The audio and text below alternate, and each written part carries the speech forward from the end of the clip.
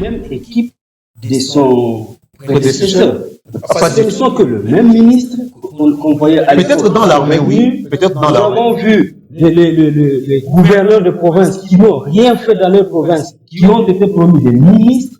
Nous avons même vu un gouverneur qui l'avait insulté et qui a été nommé ministre. Ouais, on a tous assisté à ça. Alors, lorsque le président est en train de dire non, le Rwanda, nous sommes dans les dénonciations. C'est ce que Saint-Janvier disait tantôt. C'est le rôle de la société civile. Un président de la République, c'est pas quelqu'un qui se comporte comme quelqu'un de la société civile. Lorsque vous dites, ils sont venus, une fois de plus, au nez à la barbe de l'EAC, nous dénonçons, et ensuite le ministre des Affaires étrangères, nous l'a au Conseil, vous voyez le Rwanda en train de... Mais la question qui devrait se poser à la population, entre-temps, de notre côté, qu'est-ce que le gouvernement est en train de faire? Est-ce que c'est la dissuasion, la marche de dissuasion à Lubumbashi, à Kinshasa? Est-ce que c'est ce qu'on est en train de vouloir montrer à la population? Non. Aujourd'hui, à Kibumba, les champs de la population déplacée sont déjà occupés par les Rwandais. Donc, il y a même problème lorsqu'ils vont rentrer, on leur dira, vous n'êtes pas ici. C'est notre place. Donc, on est en train de nous transférer même les gens qui viennent dans notre pays pour être des Congolais. Mais en attendant, nous sommes en train de crier, comme vous l'avez dit, on crie, on crie, on crie. Mais moi, je me dis quelque part, il faut que le président quitte cette situation. Peut-être il ne veut pas dire tout parce qu'on est à l'approche des élections. Mais quelque part, il faut être sérieux. Il faut être sérieux. Qu'est-ce que nous, à l'Est, nous voulons? Nous voulons que la situation redevienne comme c'était avant. Est-ce que vous avez déjà vu avant, à Goma, 1 kilo de pommes de terre dépasser 1000 francs? Aujourd'hui, nous sommes en train d'aller vers 3000 francs. 1 kilo de pommes de terre. Les haricots qu'on achetait à 1200 francs congolais, 1500, c'est beaucoup. Aujourd'hui, nous sommes en train d'aller vers 4000 francs congolais. Ça montre que la situation est plus difficile que les gens ne le pensent. Et moi, je me dis, nous ne sommes plus au temps de discourir. Nous sommes au temps où il faut se battre. Comme la RDC et tous les rapports possibles des Nations Unies ont montré que, véritablement, il y a l'armée rwandaise qui porte une main forte aux rebelles du M23. Alors, qu'est-ce qu'on fait? Est-ce qu'on va crier aussi comme des enfants? Au secours, au secours. Mais en même temps, il faut qu'on prenne aussi des mesures. Au lieu de dire non, ils sont venus encore à Mumangabo, ils sont dans telle colline, ils ont encore repris les positions qu'ils avaient cédées à l'EAC, au l'EAC. Non. Qu'est-ce que nous, on est en train de faire en même temps? Qu'est-ce qu'on fait? Est-ce qu'on a une armée dissuasive ou ils sont en train de se dire non, d'après tout, ils vont crier, mais en même temps, nous, nos pions vont marcher. Est-ce que la situation ne sera pas difficile après même 2 ans? Est-ce que ça ne sera pas difficile de négocier avec les M23 si c'est difficile de le faire sortir ou de le faire partir par les armes, comme il est la position, telle est la position du gouvernement congolais? Alors, s'il n'y a pas de dialogue, côté force, vous ne dites rien. Je vais devoir attendre la réaction de Jacques. Jacques, vous ne faites pas confiance quand le président de la République est en train de rester ferme, il n'y aura pas de dialogue avec les M23. Qu'est-ce qui lui donne le plus confiance? Est-ce que ce n'est pas l'appel à la mobilisation générale, mais également la réforme de l'armée qu'il a déjà procédé avec? Bon, faire confiance au chef de l'État, c'est une évidence. Vous savez, c'est lui le chef. D'après tout, quelles que soient ses heures, c'est lui le chef de l'État. Il est en train de gérer les destinées de ces pays. Donc, dire qu'on n'a pas confiance à lui, non. On a confiance au chef de l'État et on a confiance au peuple congolais. Mais la confiance, c'est plus de confiance là, c'est peut-être dans son pouvoir exceptionnel parce qu'il a fait la paix et la mobilisation générale. On a des jeunes ici, on a pas de 30 000 jeunes avec lui dans l'armée. Et d'autres continuent à être formés d'ailleurs. Exactement. Et peut-être, cette fois-ci sera la bonne. On va utiliser la force, mais moi je ne suis pas là. Je reviens un peu sur ce que le chef est en train de dire par rapport à la situation sécuritaire. Quand le chef dit on ne va pas négocier, ok, on ne va pas négocier, bien sûr, Mais qu'est-ce que nous faisons en même temps? Moi, je l'ai dit l'autre fois. Voilà la question. Qu'est-ce que nous faisons en même temps? Vous voyez avec des révélations troublantes, si vous voulez dire, notre confrère Cadius, quand il y a des Rwandais qui viennent occuper les champs des Congolais. Vous vous attendez à quoi? Moi, je parle déjà de la balkanisation de ce pays. Et je crois que ce n'est pas moi qui l'ai dit, mais c'est l'accord de l'EAC qui l'a dit. Vous avez déjà parcouru cet accord, l'article 5 ou 4, si je ne m'abuse pas. L'EAC a même le pouvoir de céder des terres à des communautés minoritaires. Voilà. Vous avez déjà vu ça? Voilà. Donc, Même dans la constitution congolaise. Voilà, nous sommes minoritaires, donc l'EAC a le pouvoir de céder des terres. Et c'est pourquoi vous avez vu, ils se sont déjà partagés. Il y a le Burundi qui va vers Sake, il y a l'Ouganda qui va de l'autre côté, il y a le Kenya qui va de l'autre côté. Moi, je pense, je vais revenir sur le plan diplomatique, c'est tout un échec. C'est tout un échec parce que il y a eu l'accord de Kenya. Nairobi 1, Nairobi 2, Nairobi 3. Où est le résultat? Rien du tout. Il y a eu Ouganda 3, c'est ce que j'ai dit, l'Angola, Luanda. Luanda 1, Luanda 2, c'est Luanda 10. Quel est le résultat? On est parti au Conseil de sécurité des Nations Unies. Le chef de l'État a parlé aujourd'hui pour dire qu'on ne va pas négocier. N'est-ce pas? C'est une position de force. Mais le lendemain, c'est le Toumba qui est en train de pleurer. Devant le Conseil de sécurité pour dire allez arrêter ces gens. Ils ont encore pris ça. Et ils sont encore là-bas. Et dans l'autre temps, on dit mon discours. Parlons de cette diplomatie-là à toute vitesse. L'EAC est venu nous porter secours. C'est sur demande de la RDC. N'est-ce pas? Et il y a eu un contrat, c'est ce qu'on appelle le CLP, entre les RDC et le M23. Et c'est une négociation déjà. Et pour les terrains déjà, qu'occupait jadis le M23, tous ces milliers-là étaient cédés à l'EAC. Mais aujourd'hui, ces milliers-là sont réoccupés par le M23. D'ailleurs, est-ce qu'on a encore réussi? c'est la question que je voulais poser à Parce qu'il y a toujours aujourd'hui, c'est le M23. Excusez-moi, Franck, il y a l'EAC qui est là dans les Rutshuru, mais fort malheureusement de constater que les M23... Et il y a même des meetings. Et les M23 commencent à réoccuper les positions, leurs anciennes positions, alors qu'il y a l'EAC. Quelle analyse faites-vous? D'abord, avant de parler des retours, je veux dire d'abord qu'on ne peut pas critiquer l'actuel gouverneur qui a eu lui, au moins qu'il a eu le courage de ne pas attendre Kinshasa pour passer la guerre. Il est parti jusqu'à Moussa, qui est réinstallé quand même aux forces de l'ordre, la police, qui est sur le terrain. Comme il dit, pour ce courage-là, a bien que courage. On a compris en lui, on a senti qu'il avait un esprit d'un combattant. Il n'a pas voulu attendre que Kinshasa décide à sa place. Il est le garant de la France. Et puis, ce qui se passe à Rutshuru, moi, je ne prends plus cette guerre comme une guerre simplement une milice ou quoi. C'est une guerre diplomatique. Et en diplomatie, c'est un rapport de force. Ça veut dire, vous voulez m'imposer votre position, moi je vous impose la mienne. Et à l'état actuel des choses, c'est le M23 qui est en train d'imposer sa position au gouvernement. Les Rwandais via les qu'on en dise les bons Dieu, parce que la RDC toujours comme ça, on veut toujours voir quelqu'un derrière quoi qu'il soit, alors que même on a, ce sont nos propres frères qui sont dans le M23, qui sont certainement utilisés par non, le M23 explique pas les bons. Ça, c'est on le sait, ça atteste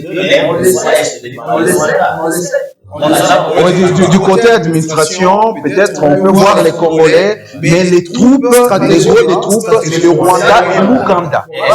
Et l'Ouganda, on a toujours dit qu'un père n'a jamais peur de son fils, parce qu'il sait comment il veut le maîtriser.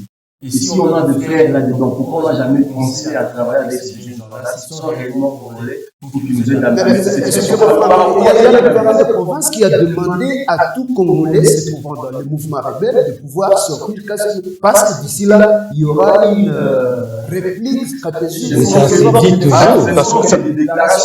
toujours été dit de cette façon. C'est le fort congolais, c'est le fort congolais. Le gouvernement congolais est fort en déclaration. Mais quand je parle d'une guerre diplomatique, le Rwanda avec le M23, ils sont en train de nous imposer leur position. Eux, ils ne parlent pas tout quand il faut parler. Eux, ils ne disent que quand il faut faire quelque chose. Et comme ils ont entendu le gouvernement congolais déclarer au fort ultimatum l'espace de 72 heures sans quoi, eux ils ont dit alors, quand vous ne voulez pas négocier avec nous, nous on va vous imposer à négocier. Et la meilleure façon de les imposer à négocier, c'est de faire quoi? C'est maintenant que vous en apprenez qu'il y a au moins 17 hectares du territoire congolais occupés par Banganda, du côté de Banganda. Et puis, quand j'ai fait des recherches, je me suis rendu compte que c'est une situation qui avait d'ailleurs commencé même avant que le M23 n'arrive. Et ils s'appuient sur ça, ils imposent au gouvernement congolais de négocier. Eux maintenant, ils sont en train de faire des meetings pour essayer un peu de faire comprendre à la population que nous sommes avec vous. Et c'est jusqu'à la fin, jusqu'à ce que le gouvernement de Kinshasa voudra négocier avec vous. Et aujourd'hui, ils sont en train de dire, ils sont en train de renforcer leur ligne de front pour essayer un peu de mettre la pression sur la ville de Goma. Parce qu'on sait que Goma, c'est le levier qui reste. S'ils font sauter la ville de Goma, pour que ça le veuille, on va négocier. Et puis, quand vous parlez de forces qu'on est en train de former aujourd'hui avec les Bazalènes de Goma, etc., on ne sait pas qui les contrôle, qui les gère, qui les nourrit, qui les équipe. Ils sont autonomes. Ils sont autonomes. Et demain, qu'est-ce qu'ils vont devenir si la guerre venait fin? Ce sont des situations, on est en train d'embrouiller des choses à lieu place de les réorganiser. Et la situation finale, on va arriver dans un chaos total et le plan de la bataille qu'on a pu dire qu'on veut combattre, on sera en train de l'accepter et l'installer nous-mêmes. Parce que cette force-là, tous les mouvements rebelles qui sont à l'Est, la plupart sont des collaborateurs directs du Rwanda.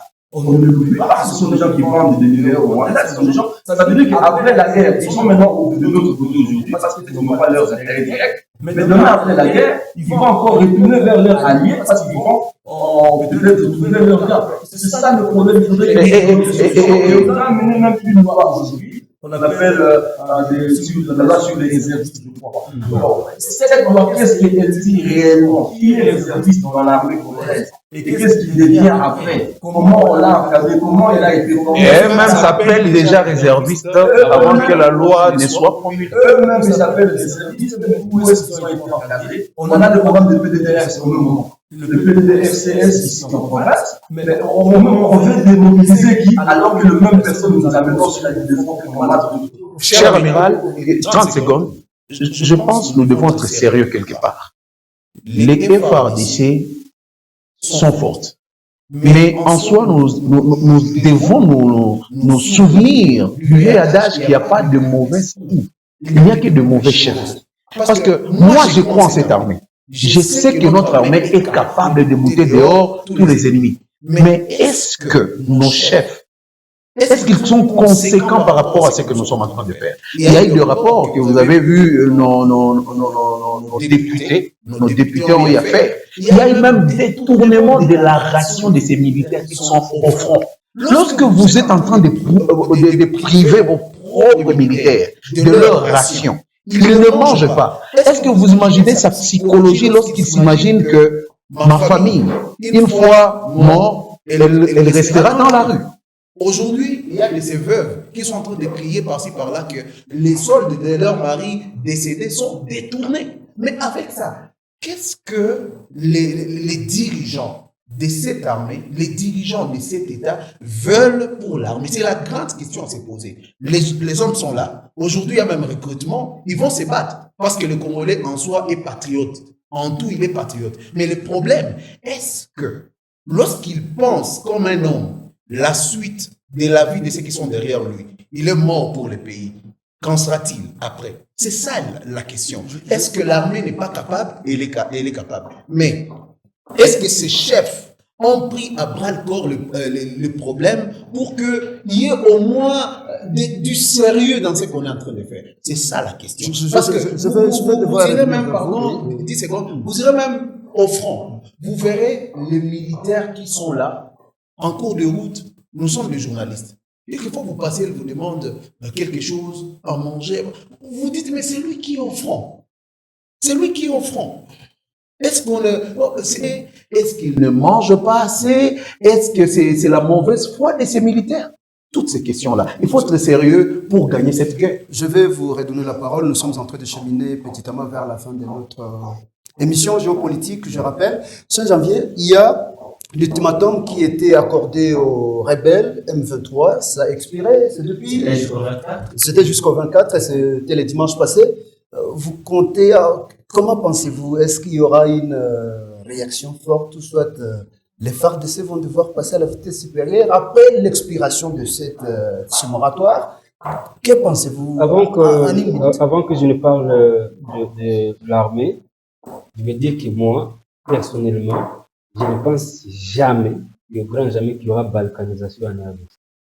Si on a réussi à balkaniser d'autres États, il y avait aussi certaines situations qui faisaient à ce qu'on puisse convaincre que ces États... Mais après, ça parlait de la balkanisation mentale liée à la réflexion. Bon, ça, ce n'est pas une balkanisation, parce que c'est juste une personne qui a cette pensée-là, ou deux. Mais nous, Congolais, nous savons que nous resterons unis et toujours unis. Vous savez, si on a réussi à balkaniser les Soudan, c'est parce qu'au nord, il y avait plus des Arabes et au sud, il y avait des Noirs. Au nord, il y avait plus d'industrie et au sud, il n'y avait que les agriculteurs, les éleveurs et tout. Et on est venu les convaincre pour leur dire, vous voyez, vous êtes plus Arabes, vous pouvez rester avec vos industries, vous êtes Noirs, ces gens veulent vous dominer, vous pouvez rester avec votre État et vous allez gagner aussi votre vie. Mais malheureusement, après balkanisation, ceux qui ont été au sud ont remarqué que chez eux, ils n'ont resté qu'avec les minéraux, mais sans industrie. Et ceux qui sont restés au nord sont restés avec les industries, mais sans matière première. Vous voyez? Et ils sont en train de subir. Actuellement, ils regrettent pourquoi ils avaient accepté. Mais en RDC, nous sommes mélangés de manière que celui qui était de l'ouest de naissance a déjà investi à l'est. Il ne connaît même pas si il est de l'ouest et il ne pourra pas accepter. Parce que s'il faut balkaniser la RDC, c'est qu'on va commencer à dire toi tu es Mourouba, va chez toi. Et là, à l'ouest, toi tu es Moussouaïli, rentre chez toi. Et personne ne pourra l'accepter. C'est pourquoi c'est difficile de balkaniser la RDC. La question maintenant. La question des forces armées. On a donné un moratoire, mais qu'est-ce qu'on en a fait? Il suffisait qu'on puisse nous amener un gouverneur à l'intérim et qui avait dirigé les opérations dans les Rutshuru pour qu'une vidéo puisse sortir dans laquelle il est en train de dire haut et fort qu'il n'est pas venu pour combattre, mais il est venu pour uniquement les cesser les feux. Et qu'est-ce que la communauté pensait? Les gens de Rutshuru, lorsqu'ils avaient vu Peter Chirimwami, le général-major, arriver dans les Rutshuru, dans les opérations Sokola 2, tout le monde savait que c'est les ratissages. Et lui, quand il est arrivé là-bas, il avait déclaré que non, nous ne sommes pas venus combattre, mais nous sommes venus pour les cesser les faits. Si le M23 continue à combattre, ça le regarde. Mais nous allons respecter. C'est pourquoi nous sommes venus. Ils vont me taper, je ne vais pas réagir. C'est aujourd'hui que nous allons croire que les FARDC vont combattre ces M23 à quelques mois des élections. Est-ce que c'est aujourd'hui? Alors que même le moratoire a été donné. Un moratoire, ça signifie quoi? Si la date arrive, vous ne faites rien, c'est on va vous contraindre. Mais qu'est-ce qui s'est fait? On est déjà à la fin du mois, on n'a vu aucune action concrète de nos FARDC. Je soutiens Arkadous quand il dit qu'il croit au FARDC. Je crois en cette armée.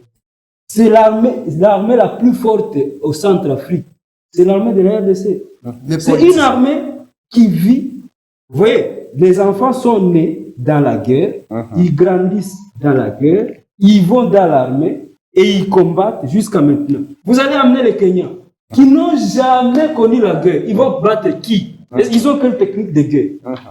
Ce sont les FARDC qui sont fortes. Il faut faire foi en cette armée et la pousser à être dissuasive. Si aujourd'hui on demande aux FARDC de frapper les M23, nous n'aurons même pas une semaine. Ils seront déjà chez eux. Même les Rwandais ici. D'ailleurs, il faut voir. Nous essayons d'appeler quelques personnes qui vivent au Rwanda. Il y a plusieurs Congolais qui vivent au Rwanda. Parce que moi aussi, comme les autres, j'ai dit, la guerre est diplomatique. Mais le peuple, quelquefois, n'y est pour rien. Il y a des Congolais qui vivent au Rwanda. Si il y avait une guerre entre les peuples rwandais et les peuples congolais, toutes les femmes qui passent chaque jour ici, ne passeraient jamais dans la ville de Goma.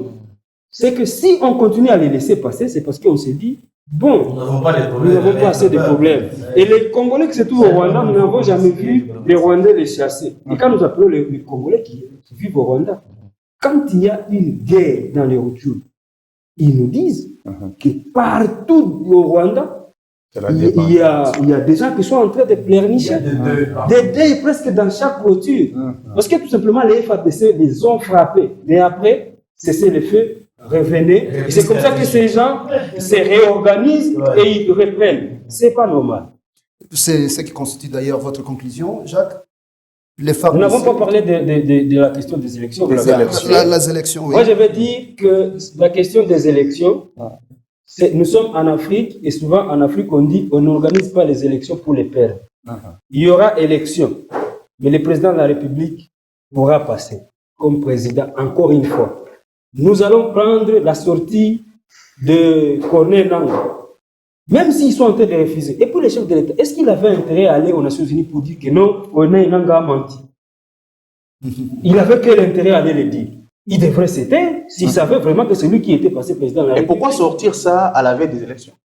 Donc il a loupé. Et Corneille Nangaa, si exactement Corneille Nangaa avait dit des mensonges, aujourd'hui il serait aux arrêts. On devait les chercher parce qu'il passe aux arrêts, il montre qu'il avait volé la voix du peuple, la volonté du peuple.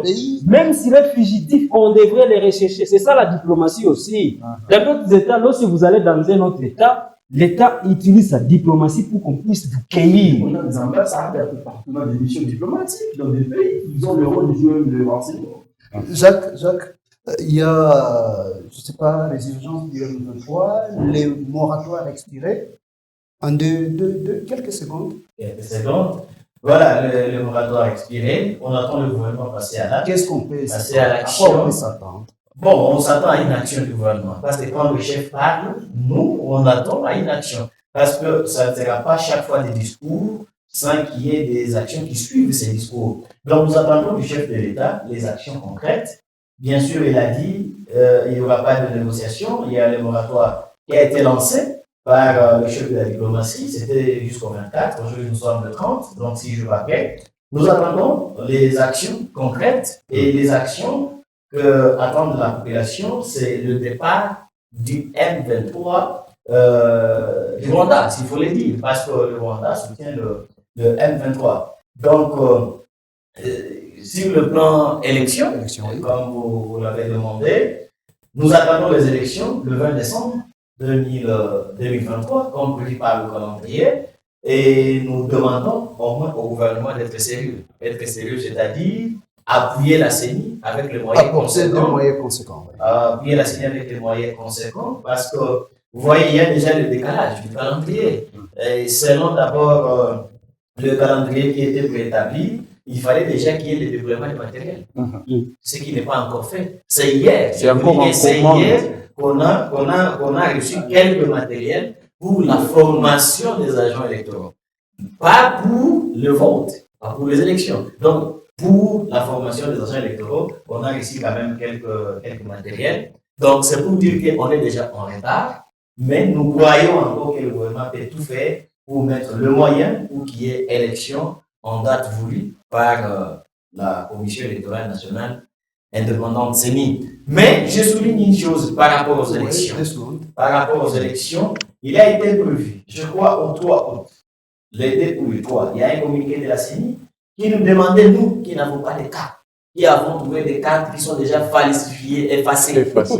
La CENI nous a demandé de passer dans les antennes pour trouver des duplicata. Mais on a fait le tour là-bas, il n'y a pas de machine, pour votre information. Donc, il n'y a même pas de machine pour trouver des duplicata. Et même si on allait aux élections demain, comment on va voter? Parce que moi, j'avais posé la question au responsable de la CENI ici. J'ai montré ma carte, j'ai dit, mais monsieur, avec ma carte effacée, est-ce que je peux voter? Il m'a dit, mais comment tu vas voter?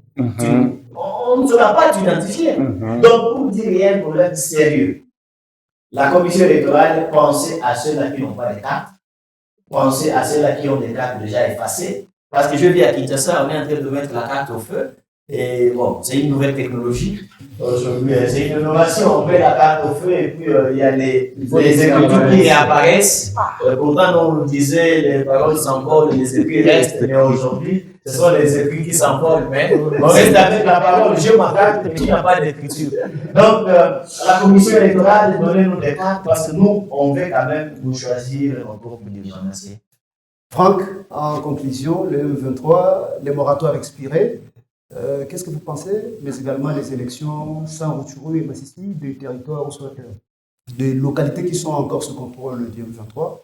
Malheureusement, il y a beaucoup de choses qui vont se passer pendant ce temps-là. Déjà, le moratoire est expiré, on n'a vu aucune réaction du côté du gouvernement, à part pleurnicher pour dénoncer le renforcement des positions du côté du Peut-être que le gouvernement va devoir passer à la C'est déjà, il ne faut pas être pleurniché quand on est en train de diriger un peuple qui se veut souverain comme le nôtre. Ça veut dire qu'il faut passer à l'action, vous lancez un moratoire. Il faut respecter aussi votre parole. Ça veut dire qu'ils étaient en train de jouer avec nous quand ils ont annoncé ça. C'est déjà un problème. On a le moratoire qui est expiré, à lieu de place de passer à l'action, vous annoncez finalement, vous venez pleurnicher encore pour dénoncer comme la société civile que le M23 est en train de renforcer ses positions. Ça, c'est blaguer avec le peuple. Ça, c'est déjà une grosse erreur, mais on a confiance en nos forces armées de la République. On pense qu'il faudrait qu'il y ait quand même un commandant suprême qui peut prendre une décision finale. Et Les commandants suprêmes de chef de l'État. on sait qu'il est là, mais il faudrait qu'il prenne quand même le courage d'assumer cette responsabilité-là, cette charge-là, de prendre une décision décisive